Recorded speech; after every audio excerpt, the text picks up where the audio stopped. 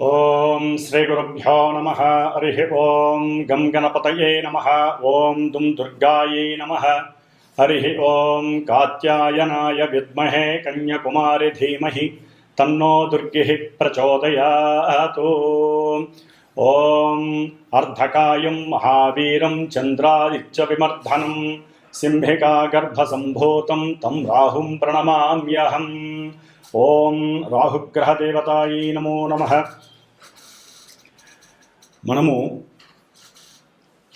ఈ యొక్క భూప్రపంచంలో ముఖ్యంగా మానవులందరూ కూడా గత జన్మలకు సంబంధించినటువంటి కర్మ ఫలితాలను అనుభవిస్తున్నలో ముఖ్యంగా శని కర్మకారకుడైతే ఆయన కర్మలను మాత్రం ఏ విధంగా చేయాలి, ఏ సమయంలో చేయాలో నిర్దేశిస్తే ఆ యొక్క కర్మలని పూర్వకర్మలు అలాగే అపరికర్మలుగా, అంటే మనిషి బ్రతికి ఉన్నంత కాలము ఆ కర్మలను హైరేజ్ అంటే ఎక్కువగా చేయటం, వాటి ద్వారా ఎన్నో రకాలైన ఇబ్బందులు పెట్టడం, అట్లాగే మనిషి చనిపోయిన తర్వాత అతను మళ్ళీ జన్మని అనుభవించేటంత వరకు, అంటే మరలా జన్మ వచ్చేంత వరకు అపరికర్మలని అనుభవిస్తూ ఉంటారు. అంటే ఈ భూలోకంలో చనిపోయిన వారి గురించి ఈ యొక్క అపరికర్మల్ని చేస్తూ ఉంటారు.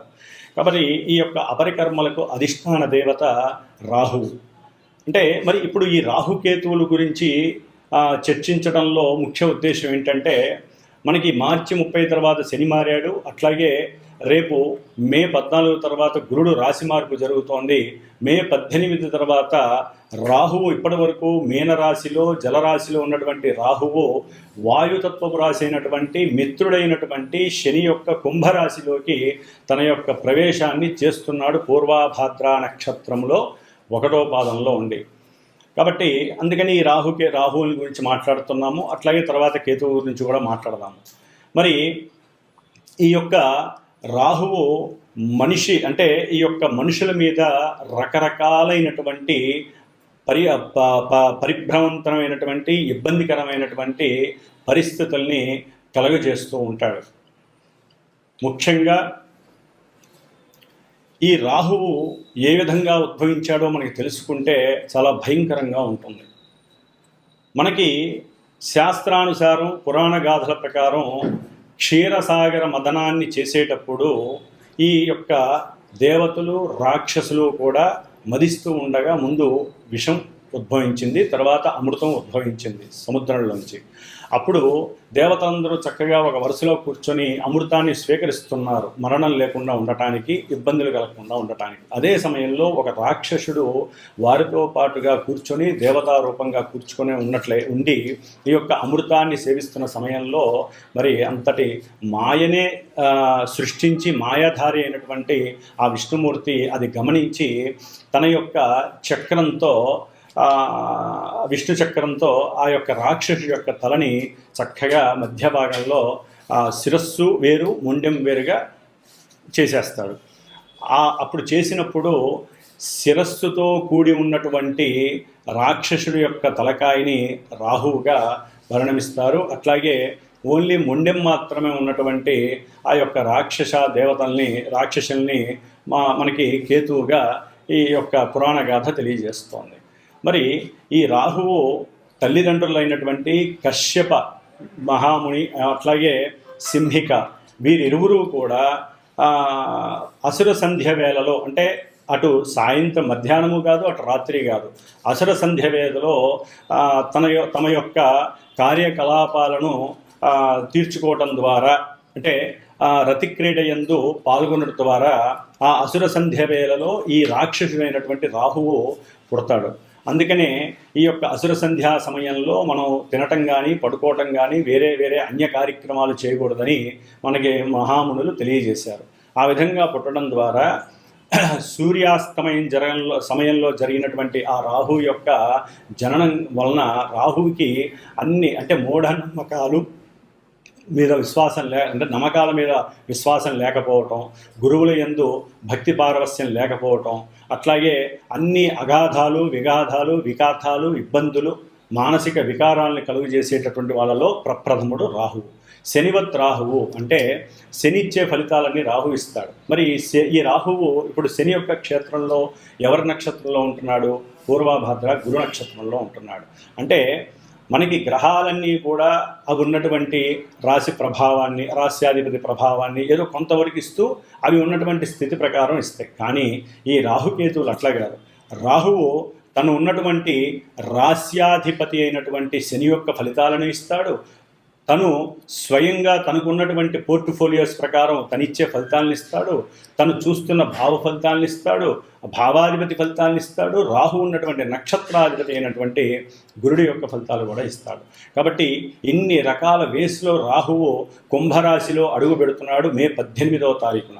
కాబట్టి మే 18 నుంచి డిసెంబర్ 2026 వరకు కూడా దాదాపు 1 సంవత్సరంన్నర పాటు ఈ రాహువు తన యొక్క క్రీడా విన్యాసాల ద్వారా ఎన్నో మార్పులు అటు దేశం మీద, ఇటు ప్రపంచము, అట్లాగే అంతరిక్షంలో, అట్లాగే మనకు ఉన్నటువంటి పంచభూతాలను ఆవహించి ఉన్నటువంటి ఎన్నో రకాలైనటువంటి నెగిటివ్ ఎఫెక్ట్స్ ద్వారా ఈ రాహువు మన యొక్క మానవ జీవితం మీద వారి యొక్క సొంత జాతకాల ద్వారా ఏ రాసుల్లో, అట్లాగే రాహు మహర్దశలు నడుస్తున్నవారు, రాహు అంతర్దశలు నడుస్తున్నవారు, అట్లాగే జాతకంలో లగ్నం నుంచి కానీ చంద్రుడి నుంచి కానీ ఈ రాహువు ఉన్నటువంటి స్థితిగతులు, రాహుతో కలిసి ఉన్నటువంటి గ్రహాలు, ఇట్లా పరిపరి విధములుగా రాహువు తన యొక్క విన్యాస క్రీడలని మనుషుల మీద ప్రభావితం చేస్తూ కొంతమందికి వృద్ధిని కలుగజేస్తాడు, మరికొంతమందికి రాసుల వారికి ఇబ్బందిని, అభివృద్ధి పదంలో ఉన్నటువంటి వారిని కిందకు పడవేయటం, జైళ్ళల్లో వేయించటం, అట్లాగే కుటుంబంలో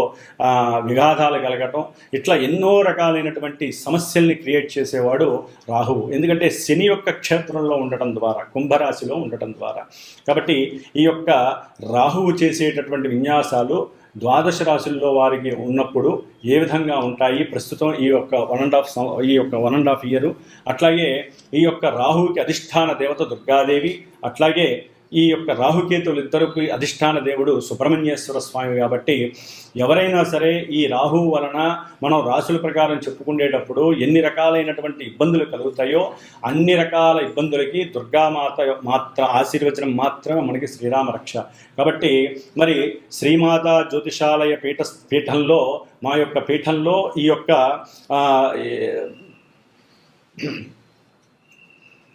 ఓం శ్రీమాత్రే నమః. ఈ యొక్క పీఠంలో ఈ యొక్క గ్రహాలకి సంబంధించినటువంటి శాంతులు, జపాలు, హోమాలు, అట్లాగే నిత్య అనుష్ఠాన జప పారాయణలు జరుగుతూ ఉంటాయి. ముఖ్యంగా చండీ సప్తశతి, వనదుర్గా హోమాలు, అట్లాగే ఈ రాహు యొక్క జపశాంతులు కానివ్వండి, దాన ధర్మాదులు కానివ్వండి, వారి యొక్క జన్మ జాతకరీత్యా రాహువు వలన కలిగేటటువంటి ఎన్నో ఇబ్బందికరమైనటువంటి పరిస్థితుల్ని ప్రభావితం చేస్తూ ఏ విధంగా ఉంటాయో తెలుసుకొని వారు ఈ విధంగా చేసుకోవటం, అట్లాగే పర్సనల్గా కూడా వారు ఈ సంతానం లేనివారు, కుటుంబ అన్యోన్యత లేనటువంటి వారు ఏ విధంగా ఏ పూజలు చేసుకోవటం ద్వారా వారి యొక్క జీవితంలో ఈ రాహు యొక్క ఇబ్బందుల నుంచి తప్పించుకోవడానికి అనుకూలమైనటువంటి పరిస్థితులను కూడా వీరు తెలుసుకొని గనక ఈ సుబ్రహ్మణ్యేశ్వరుని, దుర్గాదేవిని ఏ సమయంలో ఏ రోజుల్లో ఈ యొక్క సూత్రాలు పాటించి ఉపవాస దీక్షలు గనక చేసుకున్నట్లయితే వారికి అనుకూలమైనటువంటి పరిస్థితులు కలుగుతాయి. కాబట్టి ఈ రాహు యొక్క స్థితిగతులు మేషాది ద్వాదశ రాశుల వారికి ఏ విధంగా ఉంటాయి, ఏ రాశుల వారికి రాహు చేసేటటువంటి శుభాశుభ ఫలితాలు ఏ విధంగా ఉంటాయో మరి ఇప్పుడు మనం తెలుసుకుందాం. మనకున్నటువంటి నవగ్రహాలలో సప్తగ్రహాలు ఒక పక్కన ఉంచగా ఈ రాహుకేతువుల్ని షాడో ప్లానెట్స్ అంటే ఛాయాగ్రహాలు, కాల్పనిక బిందువులు అంటారు. ఇవి ఏ రాశిలో అయితే ఉంటాయో ఆ రాశి యొక్క, ఆ రాశ్యాధిపతి యొక్క, అట్లాగే ఇవి ఏ నక్షత్రంలో ఉంటే ఆ నక్షత్రాధిపతి యొక్క, ఏ గ్రహం వీటిని చూస్తుందో ఆ గ్రహం యొక్క ఫలితాలు, అట్లాగే ఈ గ్రహం ఏ రాశుల్ని, ముఖ్యంగా రాహువు 5వ స్థానాన్ని, 9వ స్థానాన్ని, 7వ స్థానాన్ని చూస్తూ ఉంటాడు. అంటే ఇప్పుడు కుంభరాశిలోకి వస్తున్నటువంటి రాహువు తన యొక్క అపసవ్య, అంటే వీళ్ళు అపసవ్య దృష్టిని కలిగి ఉంటారు. మిగతా గ్రహాలు వక్రించినప్పుడు మాత్రం కొంచెం వెనక భావాన్ని ఇస్తారు, కానీ వీరు ఎప్పుడూ కూడా అంతరిక్షంలో అపసవ్య దశలో తిరుగుతూ ఉంటారు.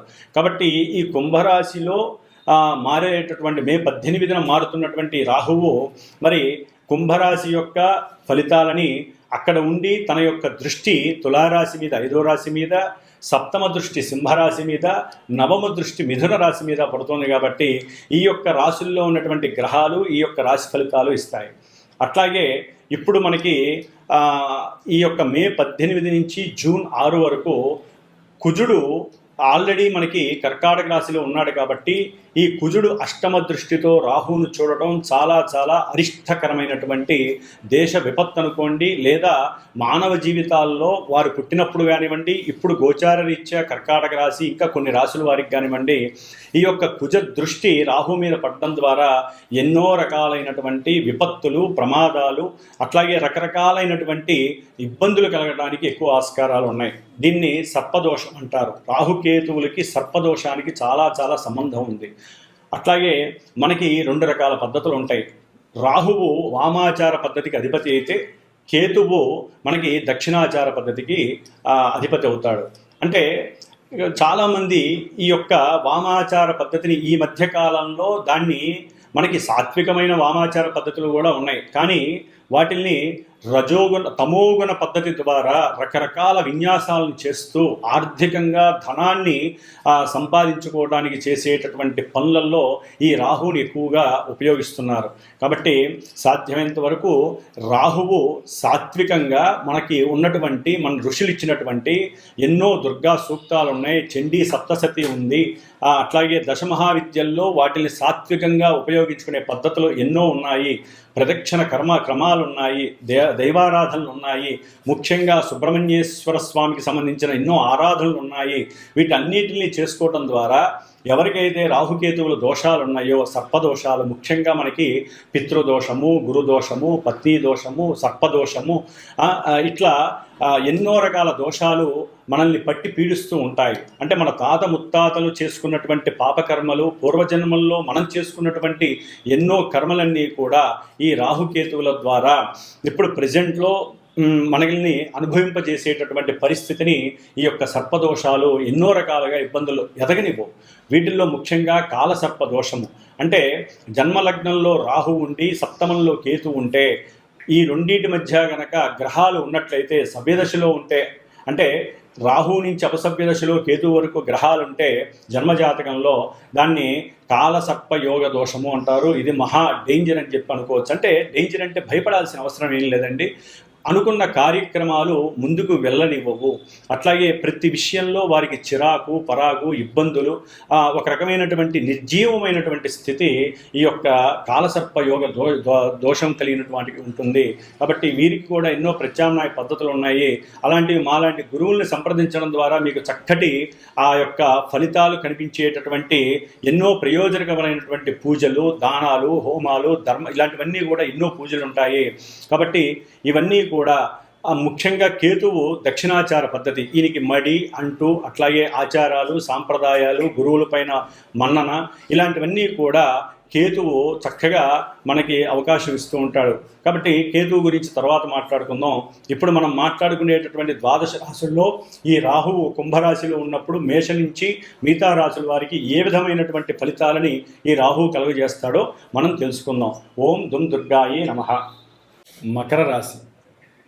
మకర రాశి వారికి ఇప్పటి వరకు కూడా రాహువు 3వ స్థానంలో ఉండి మే 18వ తేదీ నుండి కుటుంబ స్థానము, ద్వితీయ స్థానము, అలాగే ధనస్థానమైనటువంటి 2వ స్థానంలోకి రాహువు రావటం కుటుంబ పరంగా, ధనపరంగా కొంత ఇబ్బందులని కలుగజేసే అవకాశాలు ఉన్నాయి. అయితే వీరికి ఉన్నటువంటి వాక్చాతుర్యం కావచ్చు, బుద్ధి చేతనత్వం కావచ్చు, బుద్ధి వికాసం ద్వారా కావచ్చు, వీరికి ఉన్నటువంటి కమ్యూనికేషన్ లెవెల్స్ వలన కావచ్చు, దాన్ని క్యాష్ చేసుకుంటూ కుటుంబాన్ని పోషించుకోవడంలో ఒక సిద్ధహస్తుడయ్యేటటువంటి అవకాశం మకర రాశి వారికి. అంటే ఇప్పటి వరకు 3లో ఉన్నటువంటి దానికన్నా 2లో ఉండి రాహువు అఖండమైనటువంటి ధనాన్ని కలుగజేయడానికి అవకాశం ఉంటాయి.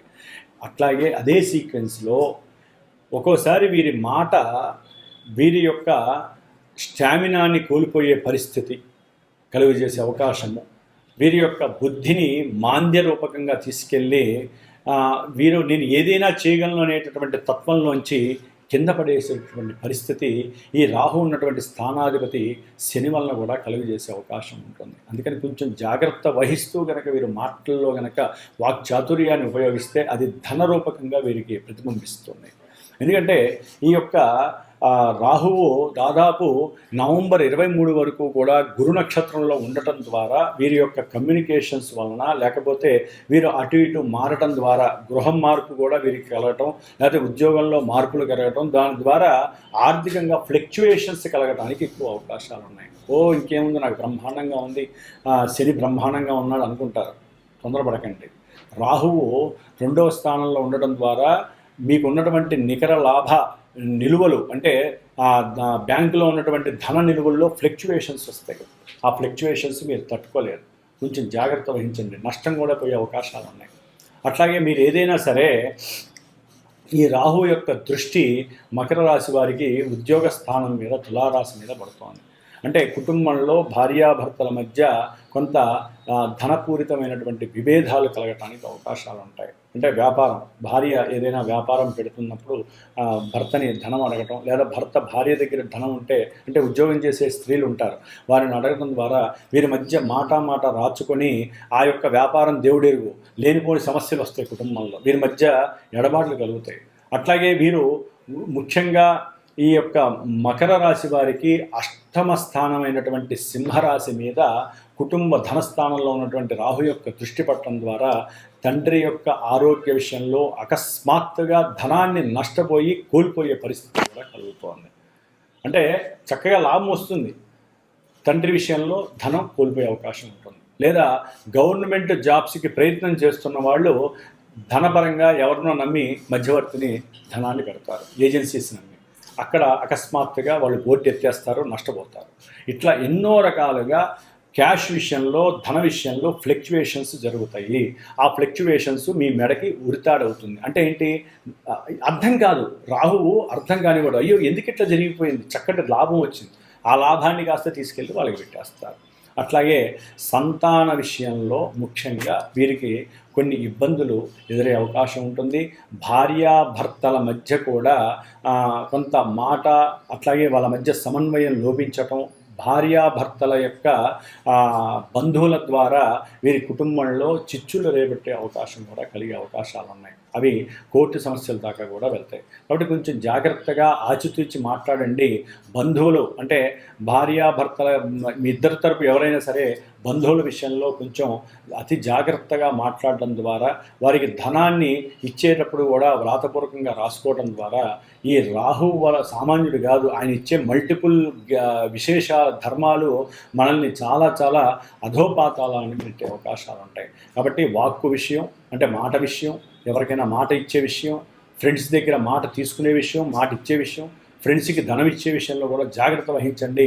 అవి వస్తాయని చెప్పి వాళ్ళు చెప్పే రాతపూర్వకంగా రాసి ఇచ్చేస్తారు. 10 రూపాయలకి 40 రూపాయలు వడ్డీ ఇస్తామంటారు. మీరు 100 రూపాయలు ఇస్తే 40 రూపాయలు వడ్డీ అంటారు. అయిపోయాయి. అంతటితో ఆ 10 రూపాయలు కాదు, 40 రూపాయలు కాదు, మీరు ఇచ్చేటటువంటి లక్షలన్నీ మునిగిపోతారు. కొంచెం జాగ్రత్త వహించండి. ఊరినే మాటల్ని నమ్మకండి. అవతల వాడు చెప్పే మాటలకి ప్రలోభ పడకండి. ఎందుకంటే ఇక్కడ విషయం చాలా దూరం వెళ్ళే అవకాశం ఉంటుంది. కాబట్టి వీరు కొంత దుర్గాదేవి నామస్మరణ, ఓం దుర్గాయే నమః లేదా దుర్గా స్తోత్రాన్ని నిత్యము చక్కగా జపించండి. అప్పుడు భార్యాభర్తల మధ్య అనుకూలత ఉంటుంది. అట్లాగే చేసే వ్యాపారాల యందు ధనం పెట్టేటప్పుడు కొంచెం ఆలోచించి ధనాన్ని పెట్టండి. అకస్మాత్తుగా ధన విషయంలో ఫ్లక్చువేషన్స్ వచ్చినప్పుడు తట్టుకోవడానికి అవసరమైతే దుర్గాదేవికి సంబంధించిన సూక్త పారాయణలు చేయించండి, లేదా దేవి హోమాలు చేయించుకోండి. ఇట్లా ఎన్నో రకాలుగా మనకి భగవంతుడు రాహుగ్రహానికి సంబంధించినటువంటి స్తోత్రాన్ని పఠించండి, లేకపోతే ధనం కలిసి వస్తుంది. ఇట్లా ఎన్నో రకాలుగా మీరు దైవ నామస్మరణ ద్వారా మీకు వచ్చేటటువంటి రాహు వల్ల కలిగేటటువంటి ఇబ్బందుల నుంచి తట్టుకోవడానికి ప్రయత్నం చేస్తే కనుక మీకు చక్కటి ఆర్థికపరమైనటువంటి కుటుంబ లాభాదులు, మీ మాట వేదవాక్కయ్యే అవకాశాలు కలుగుతున్నాయి. ఆకస్మికంగా తండ్రి వల్ల ఒక్కోసారి లాభం కూడా, ధనలాభం కలగడానికి అవకాశం కనిపిస్తోంది. ఓం దుమ్ దుర్గాయే నమః. మే 18వ తారీఖున రాహువు కుంభరాశిలో సంచారం జరిగేటప్పుడు ముఖ్యంగా కొన్ని రాశుల వారికి దుర్గాదేవి మరియు సుబ్రహ్మణ్యేశ్వర స్వామి అనుగ్రహం కలగటానికి ఏమేం చేసుకోవాలో తెలియజేసుకునే ప్రక్రియలో ముఖ్యంగా అవి ఏమేమి రాశులంటే మీనరాశి, వృషభ రాశి, మిథున రాశి, ముఖ్యంగా కర్కాటక రాశి, సింహరాశి, అట్లాగే తులారాశి, వృశ్చిక రాశి, మకర రాశి, కుంభరాశి. ఇన్ని రాశుల మీద ఈ యొక్క రాహుగ్రహ ప్రభావం చాలా అత్యధికంగా ఉంటుంది. కాబట్టి వీరు తప్పనిసరిగా రాహుగ్రహానికి సంబంధించినటువంటి జపాలు చేయించండి, దానాలు మినుములు దానం చేయండి, గారెలు చేసి పంచాలి, అట్లాగే దుర్గాదేవికి సంబంధించిన హోమాలు చేయించండి, చక్కగా 18 రోజులు దుర్గా సూక్త జపాన్ని ఆచరించండి, 6 రోజులు సుబ్రహ్మణ్యేశ్వర స్వామికి సంబంధించిన సర్పసూక్త పారాయణలు చేయించండి, జపపారాయణలు చేయించండి. ఇంకా సర్పదోషాలు పితృదోషాలు ఉన్నవాళ్ళు సర్పబలి కార్యక్రమాలు చేయించండి. పిల్లలు అట్లాగే పిల్లలు లేని వాళ్ళు, పిల్లలు కావాలనుకునేవాళ్ళు, గర్భ విచ్ఛిన్నం జరుగుతున్న వాళ్ళు, అట్లాగే అకాల మృత్యువు పొందినటువంటి వారి ద్వారా కలిగే నెగిటివ్ ఎఫెక్షన్స్కి సంబంధించిన వారు ఈ యొక్క సుబ్రహ్మణ్యేశ్వర స్వామి పాశుపత హోమాలు చేయించుకోండి. ఇట్లా దుర్గాదేవికి సంబంధించిన చండీ హోమాలు చేయించండి.